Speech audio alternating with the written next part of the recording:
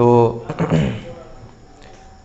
आज बलराम पूर्णिमा है, तो गौड़ी वैष्णव संप्रदाय में आज हम बलराम पूर्णिमा को मनाते हैं।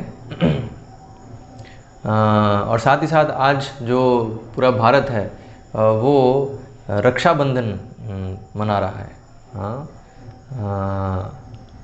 हालांकि ये जो रक्षाबंधन है ये वैष्णव ट्रेडिशन में ऐसा कोई त्यौहार नहीं है, क्योंकि वैष्णव ट्रेडिशन में अधिकतर जो त्यौहार हैं हम देखते हैं वो हैं भगवान से संबंधित।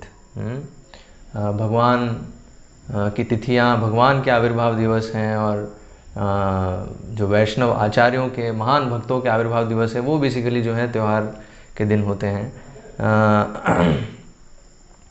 ये जो है ये रिसेंट इन्वेंशन कह सकते हैं, रक्षाबंधन जो है हुआ है, लेकिन जो इसका कंसेप्ट है वो वैदिक संस्कृति में है। तो रक्षा, रक्षा जो स्त्रियों को संरक्षण, वो बहुत ही इम्पोर्टेंट अंग है वैदिक संस्कृति का। तो हालांकि ये जो वर्तमान में जो रक्षाबंधन मनाते हैं तो उसमें जो भाई है वो राखी बांधता है बहन को, और बहन की रक्षा के लिए जो है वो प्रण देता है। और बहन जो है बदले में उसके लिए बहुत सारे वर मांगती है, प्रार्थना करती है उसके सुख के लिए। तो इस तरीके से अभी जो वर्तमान जो ये रक्षाबंधन चल रहा है, लेकिन एक्चुअल जो वैदिक संस्कृति में जो रक्षा का जो कंसेप्ट है वो इससे थोड़ा सा अलग है। तो वो क्या है, तो हम देखेंगे, वो भगवद गीता से हमें समझ में आएगा। तो भगवद गीता का प्रथम अध्याय का 40वां श्लोक है, जिसमें अर्जुन जो है ये एक प्रश्न उठा रहे हैं। तो अर्जुन के जो जितने भी कारण थे कि युद्ध क्यों नहीं करना है, तो उसमें से जो एक कारण है वो यहाँ 40वें श्लोक में, प्रथम अध्याय के 40वें श्लोक में अर्जुन उस प्रश्न को उठा रहे हैं। क्या प्रश्न, क्या वो कह रहे हैं? अधर्माभिभवात् कृष्ण प्रदुष्यन्ति कुलस्त्रियः स्त्रीषु दुष्टासु वार्ष्णेय जायते वर्णसंकरः। तो क्या कह रहे हैं? अधर्माभिभवात् कृष्ण, अगर अधर्म फैलेगा तो उससे प्रदुष्यन्ति कुलस्त्रियः, जो कुल स्त्रियाँ हैं, जो कुल की जो स्त्रियाँ हैं, तो स्त्री है वो बेटी हो सकती है, बहन हो सकती है, माँ हो सकती है, किसी भी मतलब ये सारे संबंध जो हैं स्त्रियों के होते हैं।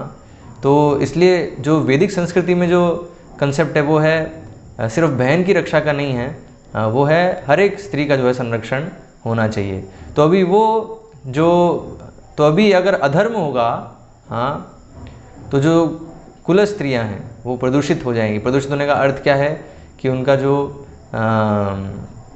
उनकी जो चेस्टिटी है, जो पतिव्रता है, मतलब और भी जो आसुरिक प्रवृत्ति के जो पुरुष हैं वो फिर जो है स्त्रियों को प्रदूषित कर देंगे। तो फिर अधर्म जब फैलेगा तो ऐसी स्थिति आती है। और फिर अर्जुन क्या कह रहे हैं, स्त्रीषु, और स्त्रियों के दूषित होने से फिर क्या हो जाएगा? स्त्रीषु दुष्टासु वार्ष्णेय जायते वर्णसंकरः।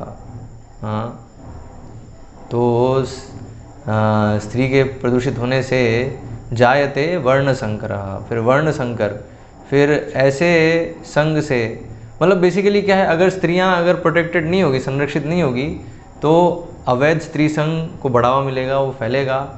और ऐसे अवैध अगर स्त्री संग होगा तो उसके कारण जो है वर्ण संकर की संख्या बढ़ेगी। तो वर्ण संकर कौन होते हैं?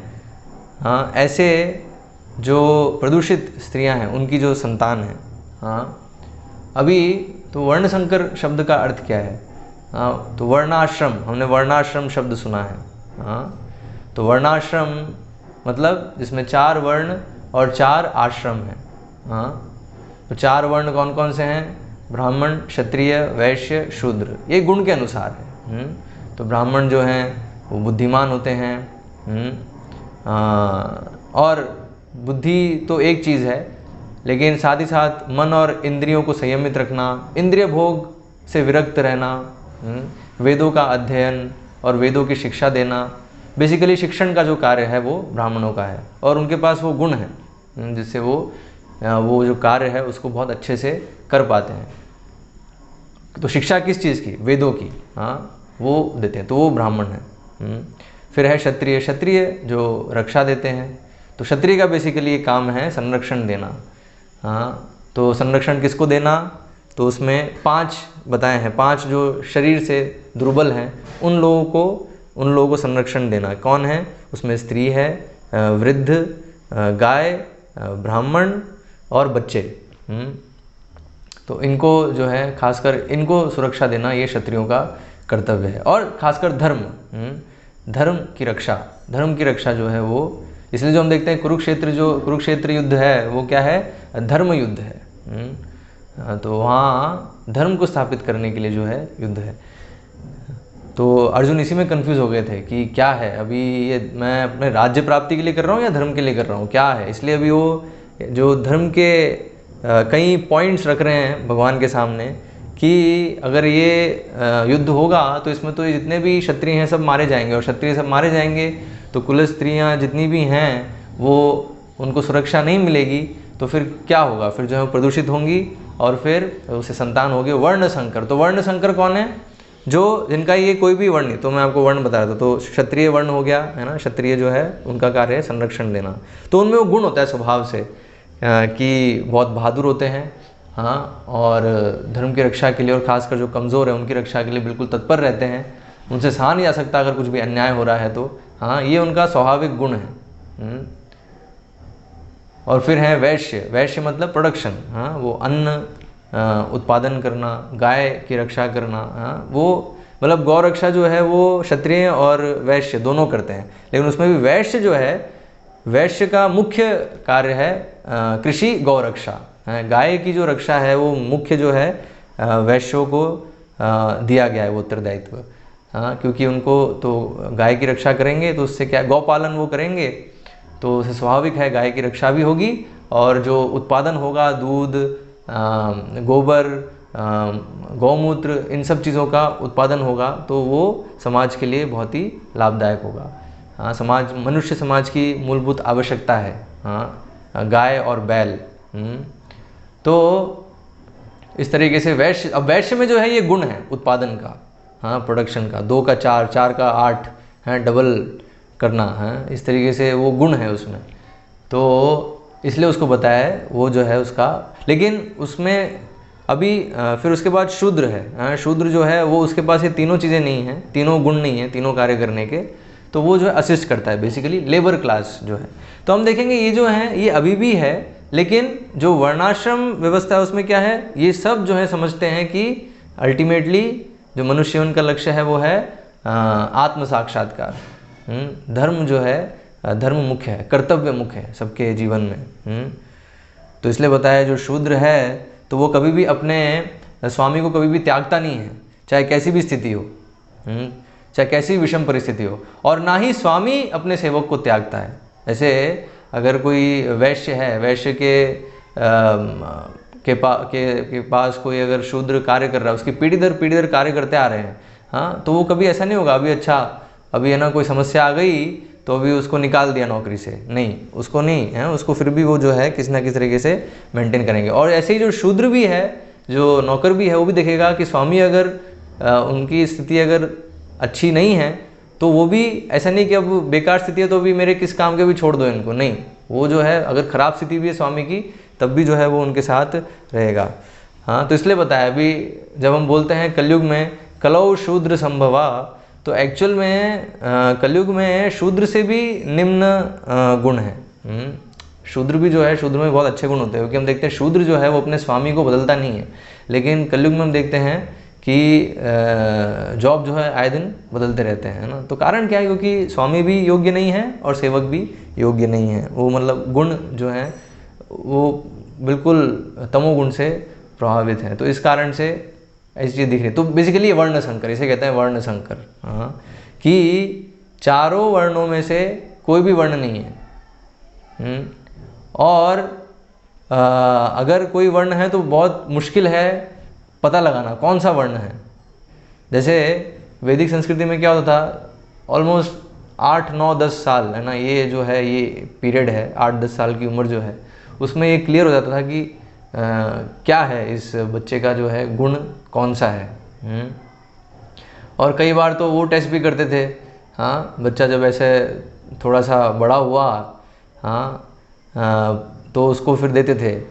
बड़ा मतलब वही है 5 से 10 साल के बीच में जो उम्र है, उसी के अंदर जो है उसको जो है शास्त्र रख देंगे एक जगह तलवार और जितने भी अस्त्र हैं वो रख देंगे। हाँ, और ऐसे जो हैं अलग अलग चीज़ें जो अलग अलग गुण के लोगों को आकर्षित करती हैं, हाँ, तो वो चीज़ें रख देंगे और फिर उसको छोड़ देंगे। और फिर वो जिस चीज़ की तरफ जाएगा, जिसको छू लेगा वो, तो फिर वो एक तरह से इंगित करता है कि इसका इस चीज़ के प्रति आकर्षण है। तो ये दिखाता है कि इसका ये गुण है।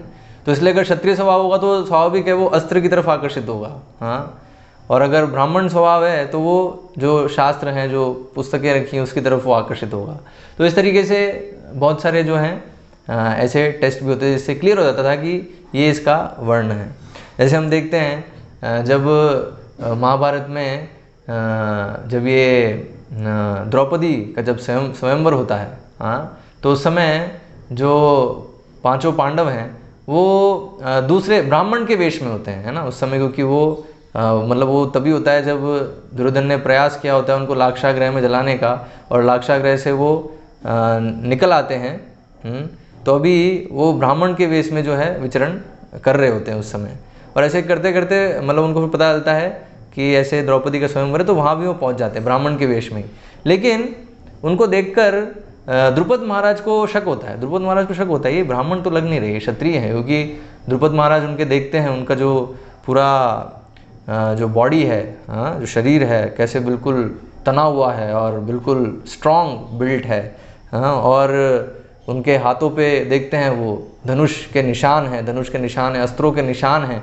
हाँ, तो वो सारे, क्योंकि द्रुपद महाराज स्वयं भी क्षत्रिय हैं, तो इसलिए वो उनको देखकर उनके सिर्फ जो शारीरिक आव भाव है उसको देखकर ही वो समझ गए कि ये ब्राह्मण नहीं है ये लोग। हाँ, तो अभी वो टेस्ट करना चाहते थे अभी, तो इसलिए उन्होंने क्या किया, उन्होंने उनको फिर उनको एक कमरे में बुलाया, और वहाँ उस कमरे में ऐसे शास्त्र भी रखे थे, बहुत सारे शास्त्र रखे हुए हैं, और ऐसे बहुत सारे अस्त्र शस्त्र भी रखे हुए थे। तो जैसे ही पांडव लोग उस कमरे में गए तो सब जो हैं वो सारे अस्त्र देखने लगे। हाँ, जितने भी वहाँ अस्त्र रखे हुए थे वो देख रहे थे सब।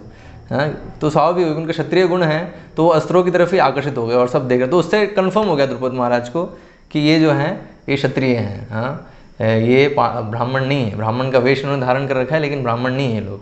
हाँ, इससे द्रुपद महाराज को क्लियर हो गया। तो ऐसे मतलब उस समय क्योंकि पूरी वर्णाश्रम व्यवस्था चल रही है तो बिल्कुल क्लियर कट हो जाता था कि ये जो है इसका वर्ण है। लेकिन अभी हम देखते हैं कलयुग में बहुत ही मुश्किल है। कलयुग में क्लियर ही नहीं हो पाता है क्या किसका कौन सा वर्ण है, क्योंकि एक तो वो व्यवस्था नहीं है, वो जो व्यवस्था है वो पूरी छिन्न भिन्न हो गई है। और थोड़ा बहुत जो हिंदुज़म के नाम पे बचा है तो उसमें भी कोई क्लियर अंडरस्टैंडिंग नहीं है कि ये जो है वर्णाश्रम सिस्टम को हमें फॉलो करना है और वर्ण पता करना है, उसके अनुसार उसकी ट्रेनिंग करनी है। इनफैक्ट आज क्या है, उसको पूरा डिस्ट्रॉय करने का, पूरा ख़त्म करने का प्रयास है। तो ये वर्ण संकर है ना। वर्ण संकर क्या है, वो वर्णाश्रम में भाग नहीं ले सकते। वर्ण संकर की डेफिनेशन ये है, हाँ, जो वर्णाश्रम व्यवस्था में भाग लेने के योग्य नहीं है। तो ऐसा क्यों है, क्योंकि उनका स्वयं जो है कोई वर्ण है नहीं। हाँ, मतलब शूद्र से भी निम्न। तो इसलिए स्वाभाविक है कि वो वर्णाश्रम व्यवस्था को गाली देंगे, हाँ, उसको नष्ट करने का प्रयास करेंगे। इट्स नेचुरल, क्योंकि वो वर्ण संकर है। तो अभी यही जो प्रश्न है वो अर्जुन के मन में था। हाँ, तो अर्जुन इसलिए जो है एक ये कारण था इससे वो युद्ध करने से पीछे हट रहे थे, क्योंकि इतने सारे क्षत्रियों का वध हो जाएगा तो सारी जो स्त्रियां हैं उनको संरक्षण कौन देगा, क्योंकि रक्षण, तो स्त्रियों का संरक्षण बहुत ही इंपॉर्टेंट है। क्यों, क्योंकि अगर स्त्रियों का संरक्षण नहीं होगा तो फिर ऐसी स्थिति क्रिएट हो जाएगी, वर्ण संकर क्रिएट हो जाएंगे। और वर्ण संकर फिर जो है वर्णाश्रम व्यवस्था में भाग नहीं ले पाएंगे, तो वर्णाश्रम व्यवस्था को वो पूरा नष्ट कर देंगे। और वर्णाश्रम व्यवस्था अगर नष्ट हो गई तो फिर वो क्या है, फिर मनुष्य समाज नहीं है फिर वो, हाँ वो फिर क्या है, पशु समाज आता है वो। हाँ तो इसलिए प्रभुपाद बहुत बार तात्पर्य में लिखते हैं ये चीज़, हाँ, that human society begins with वर्णाश्रम फॉलोइंग द रूल्स ऑफ वर्णाश्रम सिस्टम है। वर्णाश्रम के नियम जब पालन करते हैं तब एक्चुअल में मनुष्य बनता है। वो बहुत बार हमने वो श्लोक सुना है, हाँ, आहार निद्रा भय मैथुनम सामान्यम एतत् पशुभिर्नराणाम धर्मो ही तेषाम अधिको विशेषो धर्मे नहीं न पशुभिर समान। हाँ कि आहार निद्रा भय मैथुन, तो ये चार जो शारीरिक क्रियाएं हैं, खाना है, आहार, निद्रा, सोना, भय अपने आप को बचाना, डिफेंस, और मैथुन संतान उत्पत्ति करना, ये जो चीज़ें हैं ये पशु में और मनुष्य में समान है। तो भी डिफरेंस क्या है, तो डिफरेंस बताया, धर्मो ही तेषाम अधिको विशेषो धर्मे नहीं ना पशुभिर समान। तो धर्म ही जो है वो एकमात्र विशेषता है, बाकी जो है अगर उसमें मनुष्य में अगर धर्म की समझ नहीं है तो फिर वो क्या है, वो फिर पशु के समान है। तो अभी यहाँ जो धर्म है, धर्म क्या है एक्चुअली, वर्णाश्रम धर्म यहाँ बताया, क्योंकि वर्णाश्रम धर्म वो सिस्टम है जिससे वो हर एक मनुष्य धार्मिक बनता है और उसमें प्रगति करता है और अल्टीमेटली इस पॉइंट पे आता है, सर्वधर्मान परित्यज्य माम एकम शरणम व्रज। हाँ तो समझ पाता है कृष्ण की शरण लेना अल्टीमेट, ये पूरा जो वर्णाश्रम है इसका पर्पस है, इसका लक्ष्य है। तो इस तरीके से वो जो है, तो इसलिए बताया, तो मनुष्य जीवन प्रारंभ होता है ये वर्णाश्रम व्यवस्था पालन करने से। तो इसलिए हम समझ सकते हैं, तो अगर इसलिए स्त्रियां अगर दूषित हो जाएंगी, हाँ तो दूषित मतलब क्या है, एक पुरुष से अधिक पुरुषों के साथ अगर उनके ऐसे संबंध होंगे तो फिर अनैतिक संबंध होंगे, हाँ यौन संबंध होंगे, तो उससे क्या होगा, फिर ऐसी जो है अवांछित संतानें उत्पन्न होंगी और फिर जो है ऐसे वर्ण संकरों की संख्या बढ़ जाएगी समाज में। तो इसलिए बताया है कि स्त्रियों को जो है संरक्षित होना बहुत ज़रूरी है। पूरी वर्णाश्रम प्रणाली इसी के लिए है। अभी जब वर्णाश्रम संस्कृति अभी कुछ हद तक छिन्न भिन्न हो गई और हिंदुइज्म के नाम पे कुछ उसके अवशेष बचे हैं, तो ऐसी स्थिति में रक्षाबंधन लोग मना रहे हैं, लेकिन एक्चुअली में स्त्रियों को संरक्षण है नहीं। अभी जो भाई हैं कितना भी प्रयास कर लें वो रक्षा जो है दे नहीं पाएंगे। कारण क्या है, क्योंकि अभी पूरा प्रचार है स्त्री स्वतंत्रता का, हाँ इंडिपेंडेंस, हाँ कि जो वैदिक संस्कृति है, वर्णाश्रम व्यवस्था है, उसमें स्त्रियों को जो है क्या गुलाम बना के रखा गया, हाँ, और उसमें फिर वो मनु संहिता का वो कोट करेंगे, हाँ मनु संहिता में लिखा है स्त्री शूद्र स्वतंत्रता ना अर्हति, कि जो स्त्री और शूद्र हैं उनको स्वतंत्रता नहीं देनी चाहिए। ओ देखो देखो, तो इसलिए मनु संहिता को फिर गाली देते हैं, और जो है पूरी वर्णाश्रम व्यवस्था है उसको पूरी गाली देते हैं, हाँ उसका पूरा बहिष्कार करने का अभी चीन का बहिष्कार कर रहे हैं। लेकिन हाँ एक्चुअल में वो जो है हर वो चीज़ जो उनके इंद्रिय भोग में बाधा है, उन सब चीज़ों का वो बहिष्कार करना चाहते हैं। हाँ तो इसलिए वर्णाश्रम व्यवस्था का भी ऐसे बहिष्कार करते हैं। तो ऐसी अवस्था में तो जब ऐसा प्रचार है, दुष्प्रचार है कि वैदिक संस्कृति में वर्णाश्रम व्यवस्था में स्त्रियों को गुलाम बना के रखा गया, उनको स्वतंत्रता नहीं दी गई, तो अभी समय है स्वतंत्रता का, हाँ तो अभी जो है इसलिए स्त्रियों को स्वतंत्र रखा जाए अभी, तो उनको जो चाहे वो करने दिया जाए। हाँ वो हर चीज़ जो पुरुष कर सकते हैं वो स्त्रियां भी कर सकती हैं, करने दिया जाए। तो हम देखते हैं, तो अभी जो है इसका बहुत बोलबाला है। तो अभी ऐसी जो परिस्थिति है तो इसमें एक्चुअल में स्त्रियों को कोई संरक्षण हो नहीं सकता। तो यहाँ ये पुस्तक है आज की नारी कल की संस्कृति, तो उसमें ये पूरा एक टॉपिक है जिसका शीर्षक है independent women are unprotected exploited and unhappy. हाँ तो जो भी ये स्वतंत्र स्त्रियां हैं उनकी स्थिति कैसी होती है, उनकी स्थिति क्या है, अनप्रोटेक्टेड, वो संरक्षित नहीं है। हाँ तो हो सकता है भाई उनको राखी बांधे, लेकिन राखी बंधाने के बाद जब वो अपने वही स्वतंत्र जीवन में जाएगी तो क्या है, वो पूरी तरह से अनप्रोटेक्टेड है, अनप्रोटेक्टेड, एक्सप्लॉइटेड एंड अनहैप्पी, है ना। तो क्या है, जो स्वतंत्र स्त्रियां हैं उनकी क्या स्थिति है, वास्तविक स्थिति क्या है उनकी, वो असंरक्षित हैं, संरक्षित नहीं हैं, एक्सप्लॉइटेड, शोषित हैं और शोषण हो रहा है अभी तो। हाँ, अभी जो है उनको बिल्कुल स्त्रियों को क्या है, एक बस एक ऑब्जेक्ट मान लिया है। क्या है, क्या ऑब्जेक्ट है? बस जो काम वासना है उसको पूरा करने के लिए बस एक ऑब्जेक्ट है बस, और उससे बढ़कर कुछ नहीं है। ठीक है, एंड अनहैप्पी। हाँ, और इसके कारण क्या है, वो बहुत ही दुखी रहते हैं, सुख नहीं है, सुख नहीं मिला इससे स्त्रियों को। तो यहाँ महाराज लिख रहे हैं, हाँ, Srila Prabhupada noted in the name of freedom of women they are being exploited. हाँ, इसलिए बताया एक्चुअली क्यों बोला है मनु संहिता में कि स्त्री और शूद्र को स्वतंत्रता नहीं देनी चाहिए, क्योंकि वो स्वतंत्रता मिलेगी उसका वो सदुपयोग नहीं कर सकते, उनमें उतनी समझ नहीं है, वो नहीं समझ सकते कि कौन उनका हितैषी है कौन नहीं है। और खासकर इंद्रिय भोग की प्रवृत्ति बहुत ज़्यादा है। हाँ, तो जैसे हम देखते हैं, जैसे बच्चे हैं, बच्चों में इंद्रिय भोग का बहुत स्ट्रॉन्ग सेंस रहता है, उनको सब कुछ अपने लिए चाहिए। हाँ, डिमांड करते हैं, रोते हैं नहीं मिलता है तो, जिद्दी है। हाँ, इसलिए पता है उनको, उनका नहीं छोड़ सकते। हाँ, बिना किसी की निगरानी के। अगर आपने छोड़ दिया, चलो ठीक है, उसको अपने हाल पे छोड़ दिया, तो बच्चे का फिर क्या होगा? हाँ, वो जो है अपने आप को बहुत नुकसान करेगा वो। तो इसी प्रकार से स्त्रियां भी हैं। हाँ, तो foolish women are being cheated by intelligent man.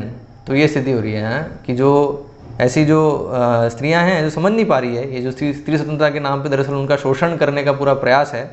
हाँ, तो वो क्या है, वो ऐसे जो बुद्धिमान मनुष्य, बुद्धिमान पुरुष हैं, बुद्धिमान पुरुष कौन से? आसुरिक बुद्धि है दरअसल इनकी। हाँ, तो आसुरिक बुद्धि वाले, तो so called intelligent, materially intelligent हैं। हाँ, तो इनके द्वारा वो शोषित हो रही हैं, एक्सप्लॉइट हो रही हैं। When asked, how do you feel about women's liberation? तो ये जो स्त्री स्वतंत्रता है उसके बारे में आप क्या सोचते हैं? जब ये श्रीला प्रभुपाद से पूछा गया तो श्रीला प्रभुपाद ने क्या रिप्लाई किया? So called equal rights for women means that the man cheat the woman. हाँ, तो ये जो स्त्रियों के लिए समान अधिकार हैं, तो ये इसका अर्थ क्या है कि जो पुरुष है वो स्त्रियों को धोखा दे, basically. Cheat the women. Suppose a women and a man meet. तो अभी प्रभुपाद पूरा जो है सिनेरियो डिस्क्राइब कर रहे हैं कैसे। तो ऐसे जो है स्त्री पूरी तरह स्वतंत्र है, तो बाहर जाती है, बहुत सारे पुरुषों से मिलती है। अब वो किसी एक पुरुष से मिली और उसको पसंद आ गई, ठीक है, तो दोनों एक दूसरे को पसंद करते हैं, दोनों प्रेमी बन जाते हैं। हाँ, और उसके बाद संभोग करते हैं, और जो स्त्री है वो उसके कारण गर्भवती हो जाती है। हाँ, और जो पुरुष है वो चला जाता है, पुरुष जो है वो रिस्पॉन्सिबिलिटी नहीं लेता है। The woman has to take charge of the child. तो अभी क्या स्थिति है, अभी स्त्री के पास दो ऑप्शन है, या तो वो जो बच्चे की पूरी रिस्पॉन्सिबिलिटी वो खुद ले, या फिर एबॉर्शन करवा ले। हाँ, अधिकतर जो है वो एबॉर्शन पे जाते हैं, तो उसमें भी फिर पाप कर्म हो रहा है। तो अभी लेकिन अगर यहाँ प्रभुपाद वो सिनेरियो डिस्कस कर रहे हैं, हाँ, दोनों चीज़ बता रहे हैं, या तो वो खुद पाले उस बच्चे को, या फिर वो उसको एबॉर्शन करा दे। हाँ, और खुद पालने के लिए क्या करे? And beg alms from the government. और सरकार से जो है वो भीख मांगे उनको ऐसे बच्चों को पालने के लिए। This is the women's independence. तो ये जो है स्त्री स्वतंत्रता है। In India all the women may be poverty stricken. तो प्रभुपाद कह रहे हैं कि भारत में अगर मतलब स्त्री हो सकता है कि वो गरीब हो, she stage under the care of her husband. तो वो जो है वो अपने पति के संरक्षण में रहती है, और जो पति है वो पूरी तरह से उसकी रिस्पॉन्सिबिलिटी लेता है। और जब वो गर्भवती होती है, व्हेन शी बिकम्स प्रेग्नेंट, जब वो गर्भवती होती है, she is not force to kill the child. हाँ, तो उसको जो है उस पर ये दबाव नहीं होता कि उसको या तो बच्चे को मारना है या खुद ही जो है उसको पालना है। इसलिए हम देखते हैं एक्चुअली ये बाय नेचर्स लॉ, जैसे अगर स्त्री जैसे ही गर्भवती होती है और जब प्रसव होता है, हाँ, जब बच्चा जब पैदा होता है, तो तुरंत जो है उसको किसी और की मदद चाहिए। हाँ, वो खुद जो है बच्चे को नहीं पाल सकती, उसको मतलब नेचर का ऐसा अरेंजमेंट है कि उसे चाहिए किसी ना किसी की मदद। तो ऐसा इसलिए वो जो है जो सिस्टम जो वर्णाश्रम में है, हाँ, वो बहुत ही अच्छा सिस्टम है जिसमें स्त्री को पूरी तरह से संरक्षण है। हाँ, सो विच इज़ रियल इंडिपेंडेंस? तो इसलिए प्रभुपाद फिर पूछ रहे हैं, तो असली स्वतंत्रता क्या है? To remain under the care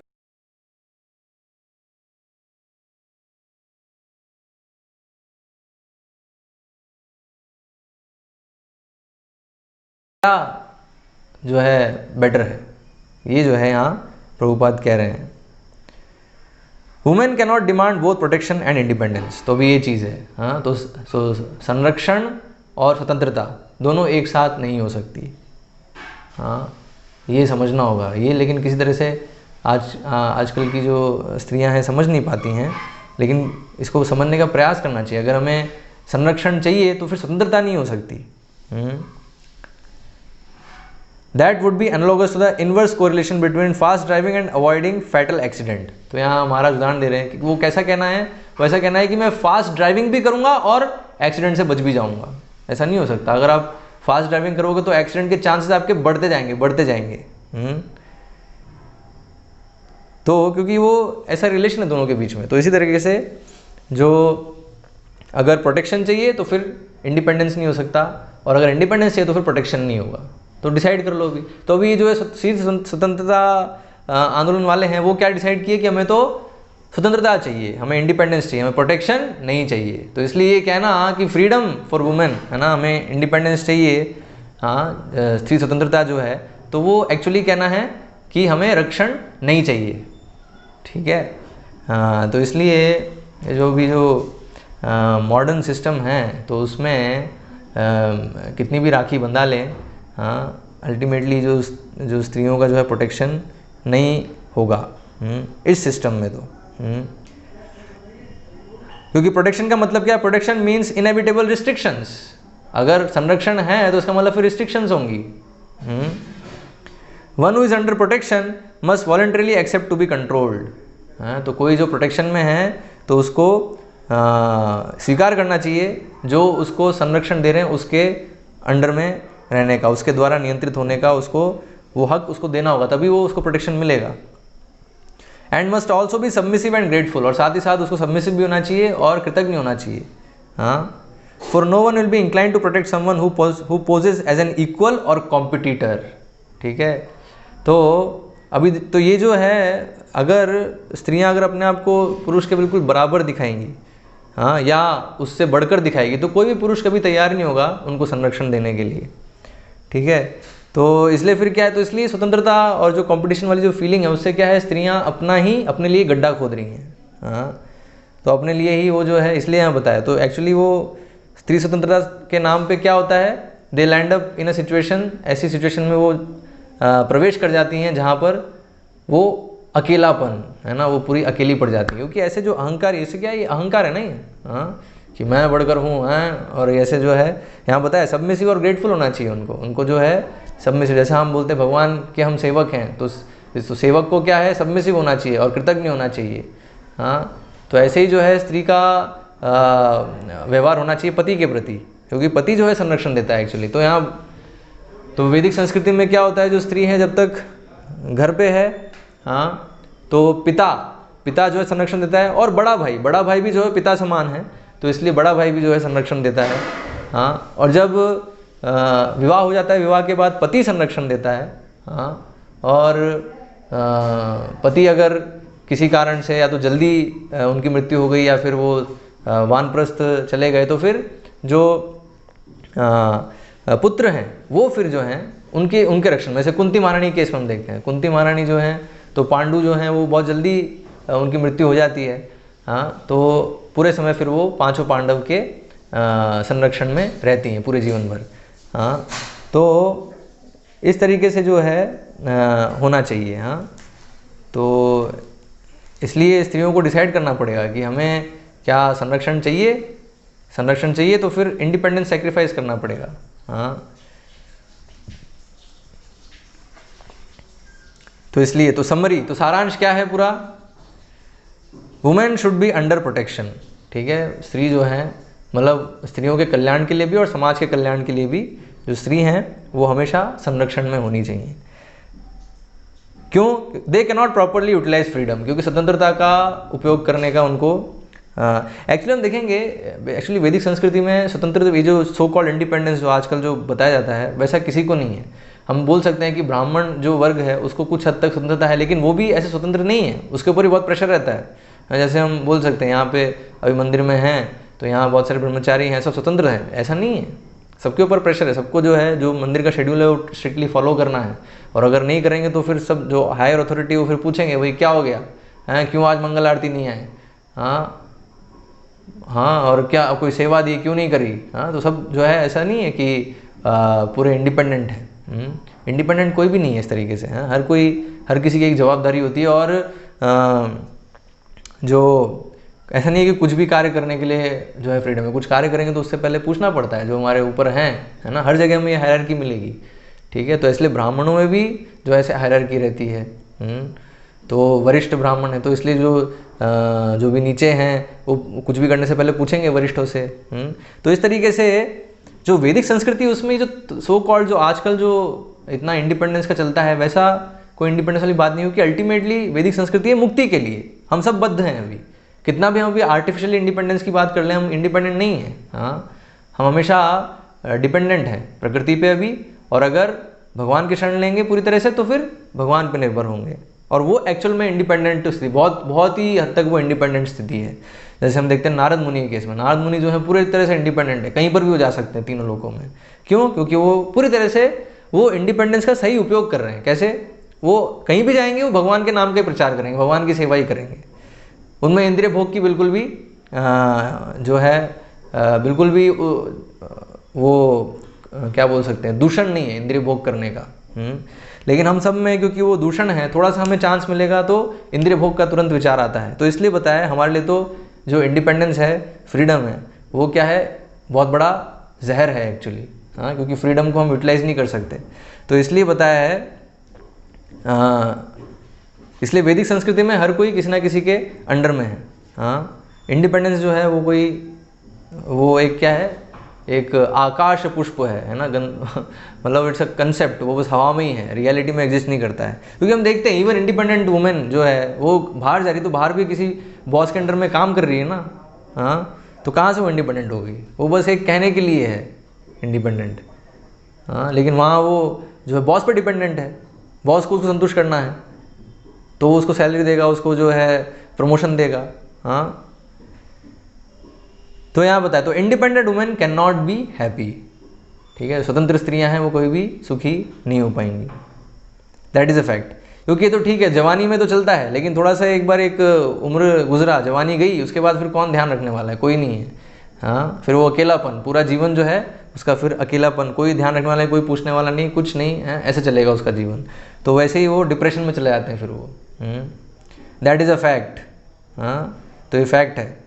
in the western countries, तो वेस्ट में देख लीजिए, वेस्ट में यही चल रहा है, हाँ। In the name of independence so many women are unhappy, हाँ। तो in the name of independence क्या है, इतनी सारी जो स्त्रियां हैं वो दुखी हैं दरअसल, हाँ। अभी फिर क्या है, द्वेष के कारण फिर जब वो देखती हैं अरे कि ये जो हैं जो भारतीय स्त्रियां हैं अभी भी अपने जो है स्त्री धर्म का पालन कर रही हैं, तो फिर वो उनको जो है चुबाती हैं, हाँ। अरे तुम्हारा शोषण किया जा रहा है, हाँ, तुम भी बाहर निकलो और तुम भी जो है compete करो पुरुष के साथ, हाँ। तो इस तरीके से फिर क्या होता है, सारे घर टूटते हैं, परिवार टूटते हैं, हाँ। बच्चे जो हैं, बच्चे सबसे ज़्यादा सफ़र करते हैं, और उसके कारण फिर बच्चे जो हैं, बच्चों की मानसिक विकृति होती है इतनी, और ऐसे मानसिक विकृत बच्चों की संख्या बढ़ती है, वर्ण संकरों की संख्या बढ़ती है, हाँ। तो समाज पूरा जो है क्या होता है, हेलिश हो जाता है, हाँ? समाज पूरा नारकीय हो जाता है, जैसा हम अभी देख रहे हैं। और फिर वहाँ बताया जैसे वर्ण संकरों की संख्या बढ़ती है तुरंत फिर क्या होता है, या तो एपिडेमिक आता है, या तो महामारी आती है, या फिर वॉर आता है, युद्ध होते हैं, या किसी भी तरह से जो प्राकृतिक आपदाएं हैं उनकी फ्रीक्वेंसी बढ़ने लग जाती है। क्योंकि जो वर्ण संकरों की संख्या है वो एक लिमिट तक पृथ्वी टॉलरेट कर सकती है, लेकिन वो एक लिमिट से क्रॉस होता है तो फिर जो है पृथ्वी फिर जवाब देने लगती है। प्रकृति जो है वो जो है उन वर्ण संकरों की संख्या कम करने के लिए ऐसे फिर अरेंजमेंट करती है, जैसा हम अभी देख रहे हैं। अभी महामारी चल रही है, महामारी के बाद अभी कल हमने फिर ट्रेड वॉर डिस्कस किया, अभी फिर आने वाला वो भविष्यवाणी हम कर सकते हैं है ना, हमारे ज्योतिष मित्र हैं वो तो एग्जैक्ट बता सकते हैं कि कब अभी जो है युद्ध होने वाला है, लेकिन जो अभी सिचुएशन दिख रही है हमें उससे भी हम भविष्यवाणी कर सकते हैं कि एक्चुअली युद्ध होगा। हाँ, क्योंकि ऐसी स्थिति बन रही है। तो प्रकृति जो है एक पर्टिकुलर तरीके से कार्य करती है। हाँ, तो निमित्त शास्त्र के द्वारा अगर हम देखेंगे तो देख सकते हैं कि एक्चुअल में जो है वैसी जो वर्ण संकरों की संख्या कम, अभी वर्ण संकरों की संख्या बहुत बढ़ गई है अभी, तो अभी उसकी संख्या कम करने के लिए प्रकृति अभी अरेंजमेंट कर रही है। हाँ, तो इसलिए जो है मनुष्य समाज को मनुष्य समाज में बहुत ही इम्पोर्टेंट है स्त्रियों का संरक्षण।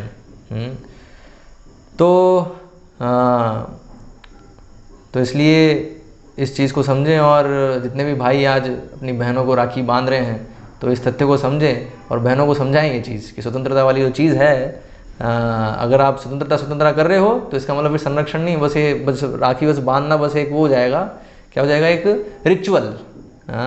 बस एक जो है रीति चली आ रही है तो बस कर रहे हैं, लेकिन जो है रियलिटी में वो अगर करना है तो ये शास्त्रों के जो निर्देश हैं उसको पालन करना पड़ेगा। तो आज का डिस्कशन हम यहीं पे समाप्त करते हैं। हरे कृष्णा। किसी को कोई प्रश्न हो, टिप्पणी हो तो पूछ सकते हैं।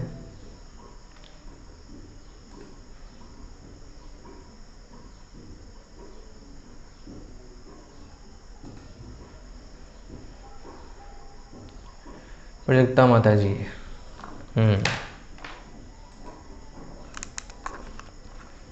हरे कृष्णा माता जी।